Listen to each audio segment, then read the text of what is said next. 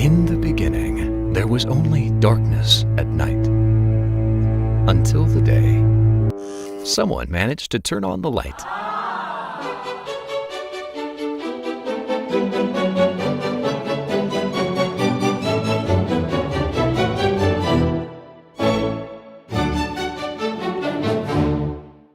L'électricité a été découverte par les Grecs. C'était l'ambre, puisqu'on voyait qu'en frottant de l'ambre, on crée des particules électriques. In Greek, the word for amber is electron. So the word electricity was invented. Et c'en est resté à cet état-là jusqu'au XVIIIe siècle. On a commencé à faire quelques expériences de nature électrique, notamment dans les salons des nobles de cette époque. Et c'est au XIXe siècle, avec Edison, qu'on a commencé à voir le développement plus industriel de l'électricité. The inventor and businessman Edison had a clear goal: to produce a reliable light bulb that he could sell on a large scale. When he succeeded, he declared his ambition: "We will make electricity so cheap that only the rich will burn candles." D'où la nécessité de faire des câbles pour transporter cette électricité. It so happened that in the same year in Switzerland, an engineer invented a new way of making cables. An extruder producing lead-insulated cables that were flexible, strong, and usable in a wet environment. Et donc ça, c'est vraiment la révolution, parce que du câble aérien nu qu'on a sur des pylônes, on est capable enfin d'enfouir le câble et de l'exploiter à des tensions qui vont passer de quelques dizaines de volts à quelques dizaines de milliers de volts. Donc on a un facteur fois 1000, et ça c'est extraordinaire. Its inventor, François Borel, in partnership with the businessman Edouard Berthoud, founded the SECE, a company behind the future Nexans group. Ce que je trouve intéressant dans le début, c'est qu'on a des gens qui ont un fort esprit entrepreneur, une capacité à prendre des risques industriels et financiers. On a une certitude. L'électricité va se développer, va peut-être changer le monde. On veut en faire partie. Paris, 1881. The very first international electricity exhibition brought together the industrialists of the sector. Berthoud Borel sont allés présenter leur gaine sous plomb. Ils y ont rencontré un certain succès. This visibility led them to being awarded a prestigious project, lighting the Champs-Élysées. Everything needed to be ready for the 1900 Paris World Exhibition. At this event, large numbers of visitors were drawn to the electricity pavilion, which is supplied by cables from our company. The crowds were wooed over by the potential of this invisible fluid. Its power heralded a new era. Many electricity companies were founded in the early 20th century, wanting to seize the opportunities provided by this new sector. The Skandinaviske kabel- og gummifabrikk was established by a German entrepreneur back in 1915.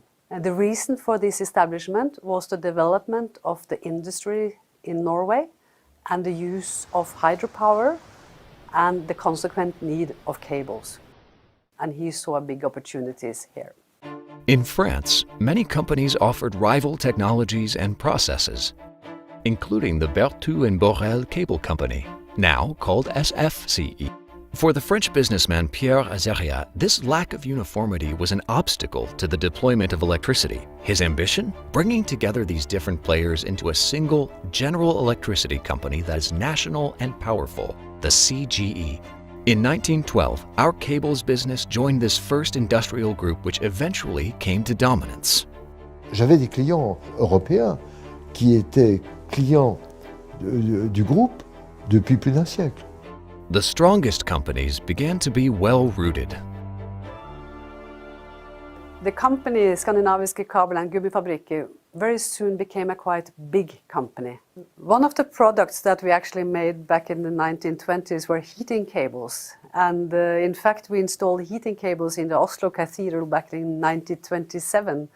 And it's just a couple of years ago when these cables were replaced and they had worked for then almost 90 years.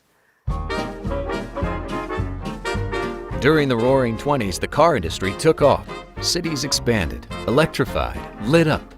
It was party time.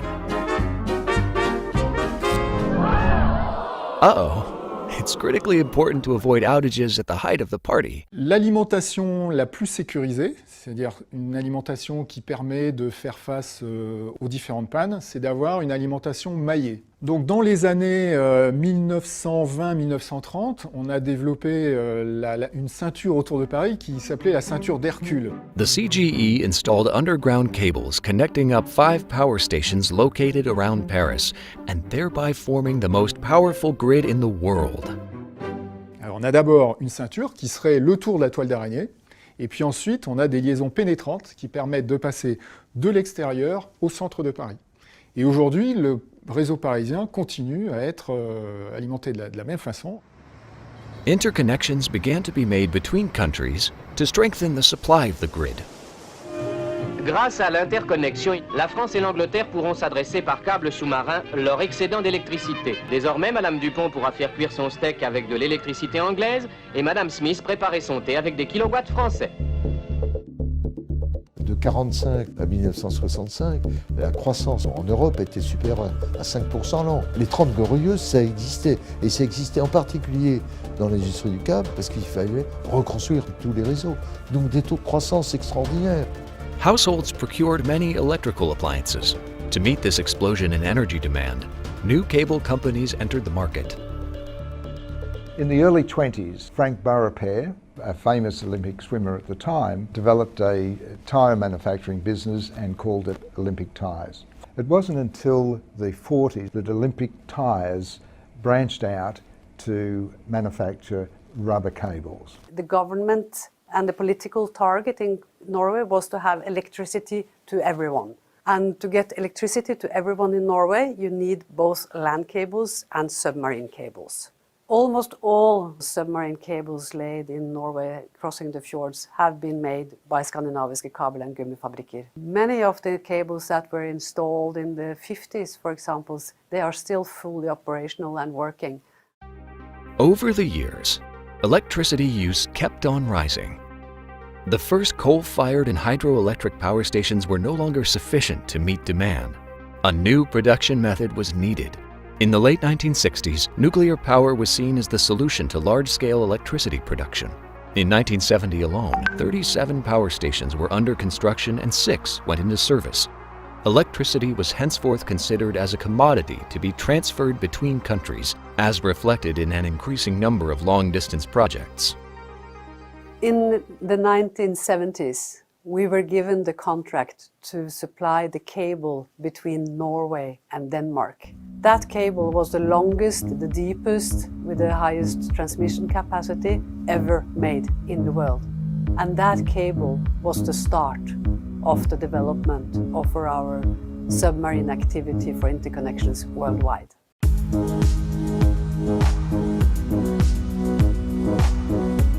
The vessel Skagerrak is the first special cable installation ship made in the world. And it was Statnett, our customer, that was in fact owning and developing the vessel in the beginning. The multiplication of international connections went hand in hand with the growth of telecoms. Fiber optic technology, invented in the United States, was developed in France with government backing.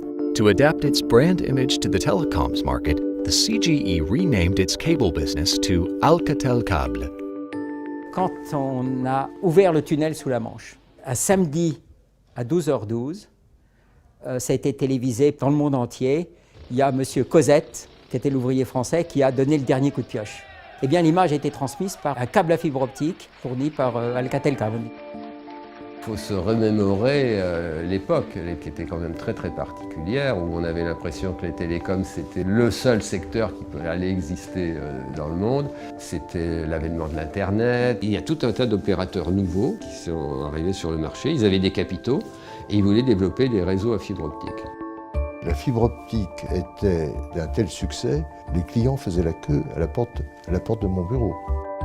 Ils disaient, bon je casse le marché, je suis prêt à vous payer 2 fois le prix, mais je veux de la fibre. This explosion in demand was also due to a completely new playing field.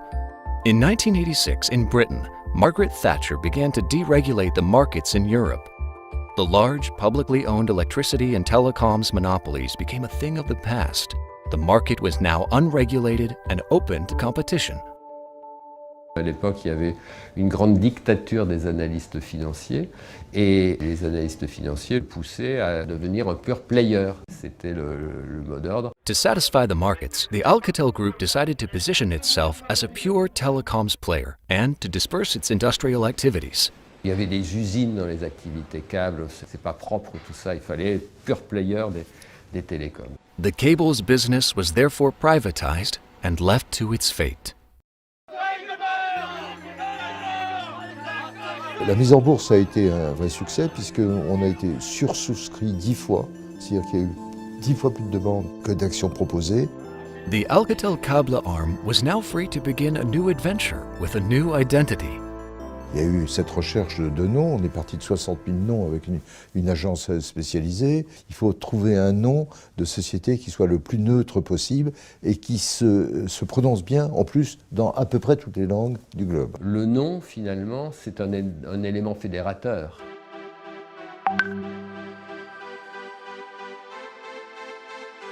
Très vite, en quelques mois, c'était Nexans, quoi. À titre personnel, quand on est devenu Nexans, j'ai trouvé qu'on se retrouvait en famille. Tout le monde parlait de câbles. For us in the cable activity in Norway, this step was very, very important and very good because then the cable activity became the core business of the company, which was not the case before when the telecommunication was the core business. Alors on a eu aussi une politique qui était de ne pas oublier les marques malgré le nom Nexans. C'est-à-dire qu'on a acheté un certain nombre de sociétés qui étaient bien connues, qui avaient leur marque et qui avaient leur identité, et on ne les a pas débaptisées. On peut dire que c'était une organisation où les patrons étaient très autonomes. The group had a strategy aimed at bringing together cable producers on all the continents: Peru, Brazil, Chile, the United States, Korea, Australia. This acquisition by Nexans really gave the organisation not only the resources but also a globalisation view of their business. A lot of our larger major customers in Australia are also global businesses who have also got their head offices in France or in Europe. And the synergies that brings means that the relationships aren't just local, but they're global. 我们在过去的若干年当中，我们收购了韩国的酷动、澳大利亚的 Olex 和山东的阳谷电能。那么事实上，这些公司都在本地有很长的历史，并且享有盛誉。Solo puedo decir que soy un afortunado de tener la experiencia de elaborar una empresa familiar, luego continental y ahora global. This synergy combining expertise with local businesses enabled Nexans to be awarded major projects, the interconnection of the countries of the Gulf and the longest electric line in the world, 2,375 kilometers long, of the Rio Madeira. Les Brésiliens avaient une certaine avance parce qu'ils avaient un marché énorme en termes de taille. Quand vous traversez l'Amazone, il vous faut des câbles extrêmement résistants, pas chers bien entendu, ce à quoi on n'était pas trop confronté en Europe. Donc ça nous a permis comme ça de bénéficier de développements qui ont été faits au Brésil pour pouvoir répondre à certaines caractéristiques des autres marchés. Le marché marocain, comme l'ensemble des marchés de la région, répond à un premier besoin, c'est le besoin d'électrification. L'ensemble des gouvernants dans cette zone du monde ont un impératif unique, c'est celui de donner accès à l'électricité à un maximum de population.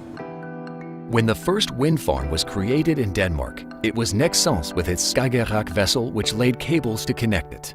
I think everyone are very proud of this vessel, this old lady, as we sometimes call her, and all the pictures we get from operations worldwide with fantastic scenery. La haute tension sous-marine, on fait partie des 2 ou 3 seules entreprises au monde capables de faire ça. And we're also building a new vessel now, Aurora, which is really exciting. The many offshore projects are the significant signs of an industrial shift, unprecedented since that begun by Edison. Global industries are now confronted by a new issue, climate change. Nexans est très bien placé pour prendre en main cette composante. 我们的目标是说到2030年，我们全球包括苏州工厂在内，能够实现真正的碳的零排放。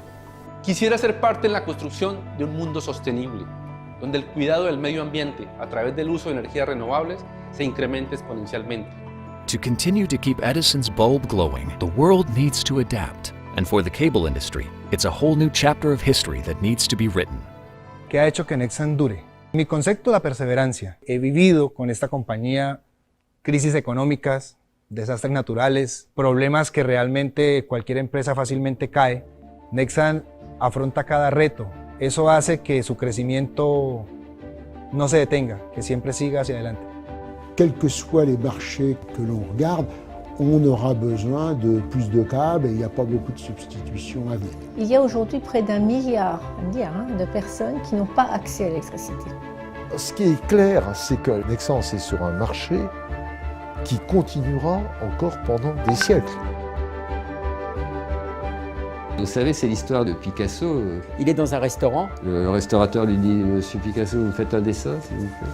Alors Picasso il fait un petit dessin, il tend le papier, il dit « ben voilà, c'est 10 000 francs ». Et Monsieur Picasso, vous avez pris 5 minutes pour faire ça? Non, j'ai mis 30 ans pour faire ça. Et ben c'est ça. Le savoir-faire, c'est quelque chose qu'on a acquis. On a passé du temps, on a perdu de l'argent, jusqu'au moment où on trouve le bon process, la bonne machine, le bon produit.